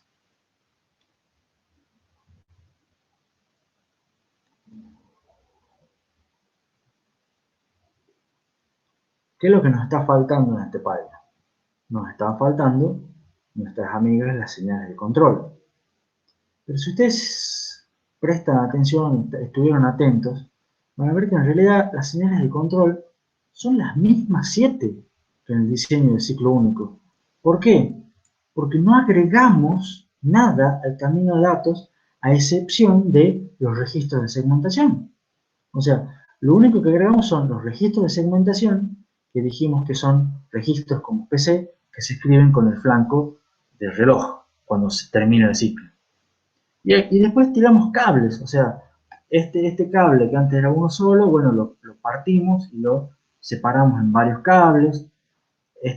Propagamos señales, pero la propagación de señales son totalmente cables. Realmente no agregamos ningún componente que requiera una señal de control. Entonces las señales de control del camino de datos son las mismas. ¿Estamos? Y acá lo ven al dibujo con las señales de control marcadas. Acá está la compuerta ALU, la compuerta AND, perdón, que utilizábamos para determinar el salto. ¿Se acuerdan de esa compuerta? Está el control local de la ALU, que sigue siendo el mismo. ¿No? Y tenemos las mismas señales de control. Los registros, la señal de escritura del banco, la ALU-OP, la señal de fuente de la ALU, la señal de branch, la señal de escritura de memoria, la señal de lectura de memoria y el selector de este multiplexor. Y acá está el selector del otro multiplexor que lo tenemos aquí. Pero las señales de control son exactamente las mismas. Profesor, ¿las señales deberían propagar por los registros intermedios algunas señales?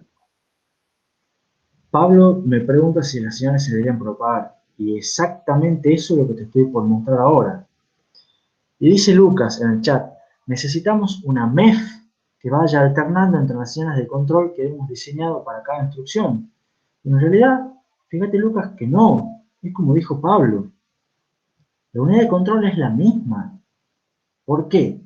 Porque vos, volvamos para atrás, vos tenés esto, ¿dónde se decodifica la instrucción? Se decodificaría acá. ¿Y qué necesita para decodificarse? Los valores de la instrucción leída y los valores del opcode. ¿Y qué necesita? Las señales de control que tiene que generar son las mismas salidas. La diferencia está en que se usan en momentos diferentes, pero se generan de la misma manera, o sea, son las mismas entradas con las mismas salidas. ¿Estamos? Porque una vez que se decodifica la decodificación tiene que hacer lo mismo. ¿Estamos? Lo que pasa es que lo hace en momentos distintos, pero lo que tiene que hacer es exactamente lo mismo. Pero el problema es lo que más o menos mencionó recién Pablo, que hay señales que se usan en la etapa 3, otras en la etapa 4 y otras en la etapa 5. pero las señales son las mismas. Por eso la señal de control es la misma. ¿Se entiende?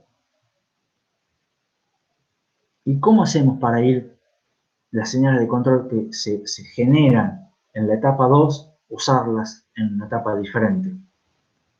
Y la idea es que hacemos como hicimos con los valores de PC, como hicimos con el registro destino de la escritura del banco de registro, ir propagándolo. Se propagan junto con la instrucción. O sea, se va propagando, así como se van propagando los datos, se van propagando también las señales de control. ¿Se entiende? Entonces, el esquema sería más o menos así. Para decodificarse la instrucción, necesita la instrucción. Bien, ¿de dónde tomamos ese dato? Del registro de segmentación que me separa el fetch de la etapa de decodificación. Siempre se toman del registro intermedio.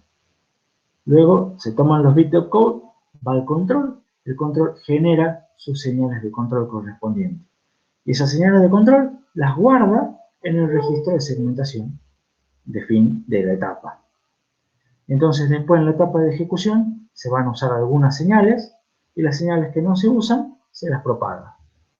En la etapa de memoria se van a usar algunas señales y las señales que no se usan se las propaga. Y en la etapa de writeback se utilizan las señales que faltaban. La idea es, de vuelta, las señales de control no hace falta una mierda, solamente es general. Tienen que ver qué señales necesitan y cuáles son las salidas, digamos, y cuáles son las entradas. Y tanto las entradas como las salidas son exactamente iguales que las que hicimos para el uniciclo, porque no modificamos ninguna de las dos cosas. Lo que modificamos es que las señales se generan en un momento y se usan en otro momento. Entonces lo que hacemos es, las propagamos por el pipeline, igual que hicimos con los datos. Entonces, ¿cómo nos queda el pipeline? El pipeline nos queda ya completo, y esta sí sería una buena versión para Álvaro. Nos queda una cosa así. Y ustedes dicen, esto es una locura. Seguramente va a postear Martín, debería ser tengo miedo o alguna cosa así. Pero en realidad, mírenlo con tranquilidad, mírenlo con detalle, y van a ver que es lo mismo que venimos trabajando, con todas las cosas puestas. ¿Qué es lo que pusieron en el chat? A ver. Bueno, ya se ríen nomás. Pero tenemos la etapa de fetch, la etapa de decodificación, al cual le agregamos la señal de control. Hicimos más largo el registro de segmentación, porque tiene que guardar las señales de control. Y tenemos acá la ALU con su multiplexor, el sumador para el salto, el control de la ALU, las señales que se usan se conectan acá, las señales que no se usan se propagan al registro de segmentación. Acá está la memoria, acá determinamos si es un salto o no, y esta señal de control va para el multiplexor de LX fuente de PC, y acá están las señales finalmente en la etapa de writeback tenemos la que controla el multiplexor y la señal de escritura del banco de registro que se escribe en la etapa 5.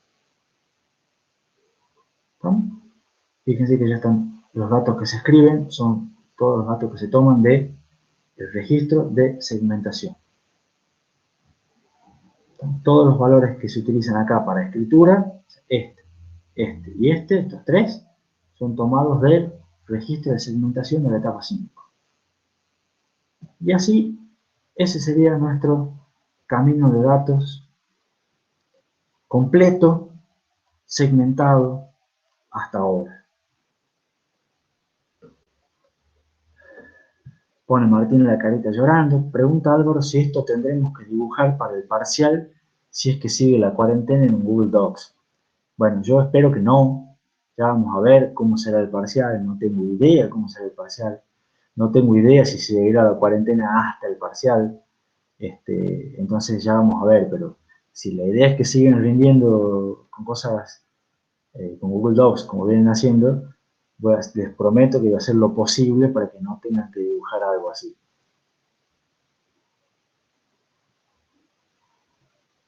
Es buena la observación de Ignacio, va en broma, pero ten en cuenta que esto es, a la larga se hacen 7 nanómetros, después se hace más chiquito.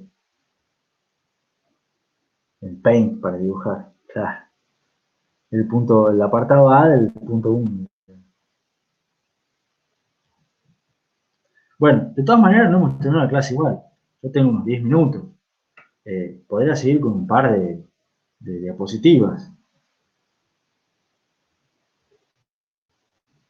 ¿O quieren que cortemos acá?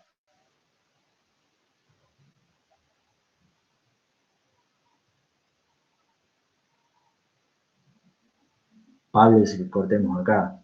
Martín dice que quiere que sigamos.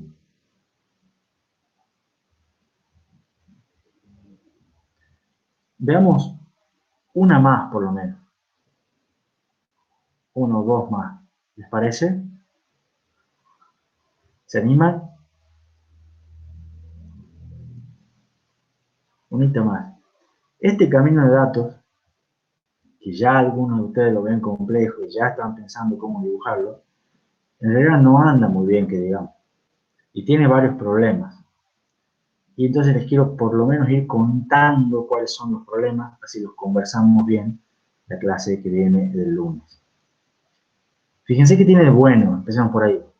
Tuvimos el CPI igual a 1, logramos largar una instrucción por ciclo y tenemos un ciclo más corto. O sea, hasta ahora vamos igual que el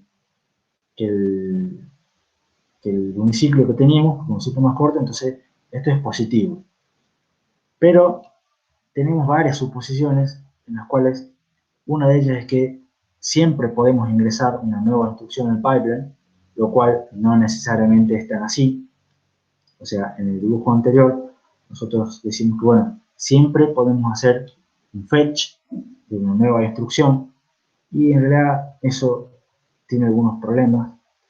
Y todos los problemas que pueden ocurrir en este procesador que vimos recién, son todos problemas generados por culpa de hacerlo de un pipelining, y en general son problemas que son particulares de un pipelining en un procesador, ¿no? Por eso reciben un nombre específico, y el nombre que reciben son riesgos en castellano.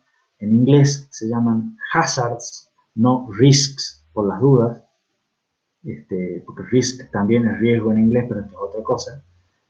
Estos riesgos se llaman hazards, y hay riesgos de 3 tipos.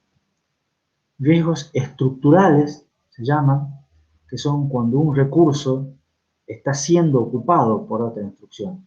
O sea, ustedes quieren acceder a una unidad funcional y resulta que justo en ese mismo ciclo hay alguna otra unidad funcional que está usando esa misma unidad funcional, otra instrucción que está usando esa misma unidad funcional, entonces no va a pasar.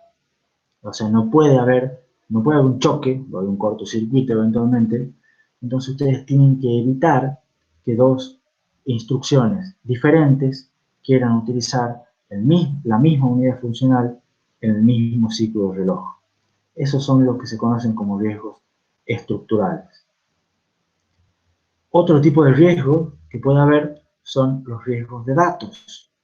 Cuando haya que esperar que una instrucción que está dentro del pipeline, ustedes quizás necesiten el resultado de la instrucción previa a esa para poder operar, porque tiene una dependencia, y resulta que el resultado no se generó todavía, y la instrucción ya entró en el pipeline y ya se está ejecutando, y se va a ejecutar mal, y va a haber problemas con los datos. Vamos a hablar bastante el lunes que viene la clase que viene sobre los problemas de los riesgos de datos. Me dice Lucas en el chat, ¿se debe meter la ropa sucia en la lavadora que está terminando? No, sería como que quieras poner, vos tengas la lavadora y justo te dé la casualidad de que vengan 2 bolsas de ropa que quieras meter en la lavadora. ¿Y cómo haces para...? Eso es un riesgo estructural, ¿no? ¿Cómo haces para meter 2 bolsas de ropa en la lavadora? Y no podés, ¿no? Entonces, Si llegas 2, tenés que asegurarte que siempre lleguen de a una, de algún modo. ¿Estamos? Un riesgo de datos sería algo como que, bueno, tiene que ver más con dependencias de instrucciones. Vos necesitas algo en una instrucción dentro del pipeline que depende de otra instrucción que también está dentro del pipeline y que no ha terminado aún. Entonces eso es un problema. Y después el último tipo de riesgos son riesgos de control, que tienen que ver con lo que habíamos mencionado acá, de buscar las nuevas instrucciones, y tienen que ver con que la decisión de qué acción tomar depende de una instrucción previa. O sea, nosotros los ejemplos que vimos hasta acá, ustedes quizás no se dieron cuenta, pero eran todas instrucciones load, add, de suma o de resta, y no había saltos. Y los saltos son un problema, porque el salto me va a decir, che, la instrucción que sigue no es la siguiente, sino que tenés que ir a buscarla en otro lado. ¿Y en qué lado? Ah, no, pará, no sé todavía, no he calculado la dirección de salto, la dirección de salto lo calculo después. Y ustedes se van a preguntar, ¿pero qué hago mientras tanto? Y eso es un problema, que se lo conoce como un riesgo de control. Y van a ver que no siempre pueden ir alimentando el pipeline con nuevas instrucciones. Entonces, ahora sí, les prometo que, a ver, ¿cuál es la pregunta de Lucas? Dice, el de datos sería, por ejemplo, que no haya terminado la comparación del registro para el branch. No, no necesariamente sería eso. Sería un riesgo de datos, por ejemplo, volvamos al ejemplo que estaba acá. Vos tenés acá una instrucción, load, escribe en el registro 10. ¿Estamos? Y acá vos tenés la instrucción de resta, que te lee los registros 2 y 3. ¿Estamos? Pero ¿qué pasa si la resta en realidad dijera, no, yo quiero leer el registro 10? Lo que pasa es que la resta, estos registros fuente, los operandos, los leyó acá, los restó acá, y acá ya tiene el resultado listo para ser escrito en el banco de registros en la próxima etapa. Pero si el load me graba el registro 10 todavía no ha sido escrito. Entonces, ¿qué leyó esta instrucción de acá? Leyó cualquier cosa. ¿Entiende? Claro, y con el tema de los saltos tendrías que ver, al principio, tratar de intentar adivinar de alguna manera para poder hacer el fetch. Es un problema, no lo vamos a ver ahora. Se los dejo eso sí pendiente para la clase que viene. Simplemente ahora, como teníamos estos minutitos, les quería mostrar que el procesador, el camino de datos que vimos, es bueno, es mejor que el uniciclo. Sin embargo, por haber hecho el camino de datos segmentado, así en pipeline, podemos tener 3 tipos de problemas. Esos problemas se conocen como riesgos, hazards, y pueden ser estructurales, pueden ser de datos y pueden ser de control. Cortemos aquí, ahora sí, yo le dije una diapositiva más, y la clase que viene vamos a hablar extensamente sobre los riesgos. Los 3 tipos los vamos a ver a fondo, por qué ocurren y cómo los solucionamos. Cuando se los puede solucionar, por supuesto. Y qué pasa cuando no se los puede solucionar. Todo eso en la clase que viene, a la misma hora, por el mismo canal. No sé si tienen alguna pregunta, quieren consultar algo.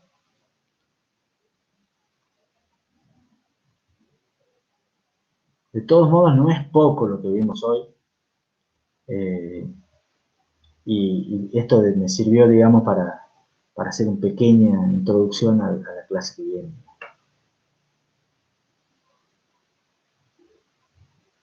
Bueno, de nada, Pablo, me agradece por la clase. Si no hay preguntas, entonces solamente me queda despedirme. Que tengan un buen fin de semana. De nuevo, las mismas de siempre. Quédense en la casa, traten de pasarla bien, pero siempre en la casa. Y estén atentos para ver qué es lo que pasa con novedades, para ver si el lunes nos vemos en la facultad o, como yo espero, nos vemos aquí de manera online. Pero vamos a ver qué es lo que pasa. Bueno, yo por lo pronto voy a detener la grabación.